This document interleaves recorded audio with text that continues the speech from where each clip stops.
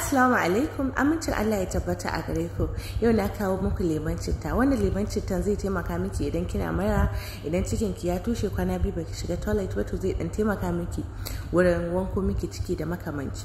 So kamar yadda ku gani na amfani da citta guda biyu, sannan na amfani da kanumfari rabin cokali karami wato teaspoon, sannan na saka lemon tsami daidai da yadda nake bukata, na saka na'ana sai na markaɗa sai na tace.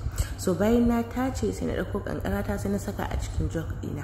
So bayan na saka kankara sai na dauko lemon na sai na zuba, sai na saka sukari. Zaki saka sukari daidai da yadda ki so, in ba ki san suga ma ba sai kin saka ba. Wannan lemon yana sa mutum ya shiga ban daki, yana wanko ciki sosai. A kiyaye gurin shan shi, da na san in kika sha da dare kowa dai da irin cikinsa da yanayin cikinsa, amma dai gaskiya yana wanko ciki. In kika sha kofi ɗaya biyu uku cikin ki zai wanko ne sosai. So kamar yadda kuka gani gashi nan na gama na jujjuya sukarin. So bayan na juya sukarin sai na zuba na sha.